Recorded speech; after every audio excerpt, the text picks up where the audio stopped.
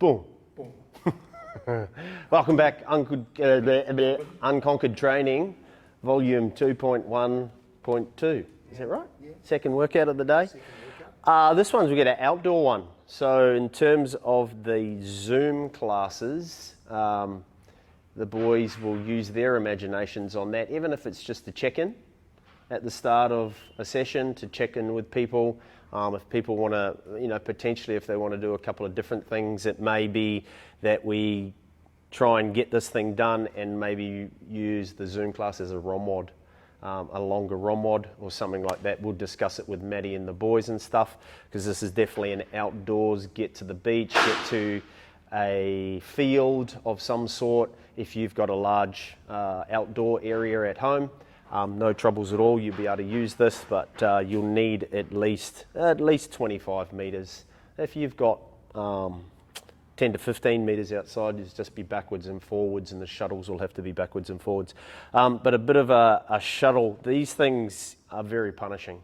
So anything that it's got a backwards sled drag and then a shuttle run, that should be a shuttle sprint. I'm going to move as fast as I can on that.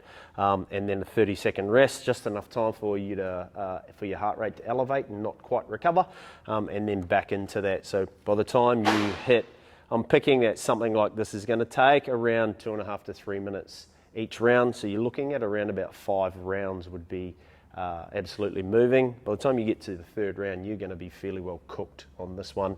And if you're doing that down on the beach, it'll be a well-deserved body surf. Out there, it's going to be, it's going to be definitely a tough workout.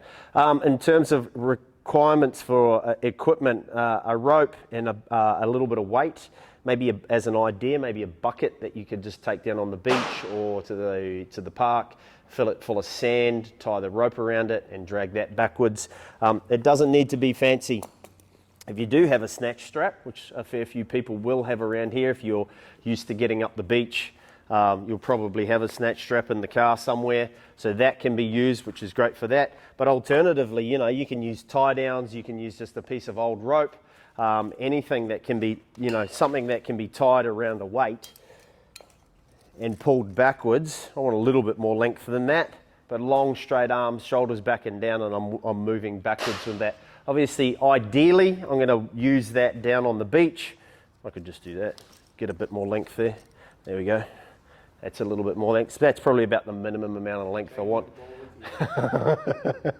That sausage is a little bigger than this one. It's going to be a constant theme. That can be on the sand that sand's gonna slow you down anyway. I remember doing this exact workout with the surf club a fair few years back, and I've never heard so much whining in my life. So awesome workout. To start with, so if we are down on the beach, we do a 1K jog. If we're at home and we can't get outside for any reason, I'll do a 5-minute skip.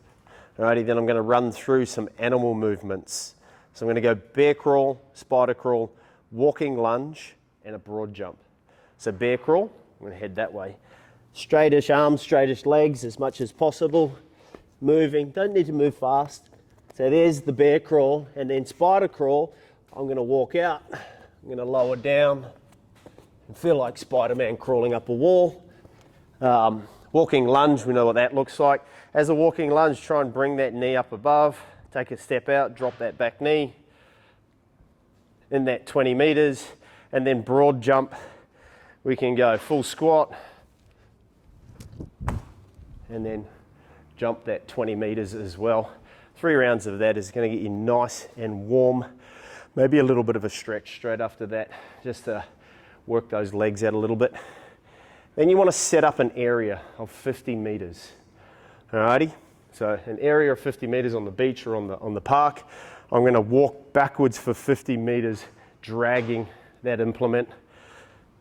Kind of long steps. It doesn't need to be quick, but I'm trying to just keep moving forward. The more weight you've got on, the more that those quads are going to fire, more those glutes are going to fire. From there, once I get to the 50 meters, I'm going to sprint 50 meters down, 50 meters back as a shuttle. Magically, my implement's waiting there for me. It's almost like we designed it like that.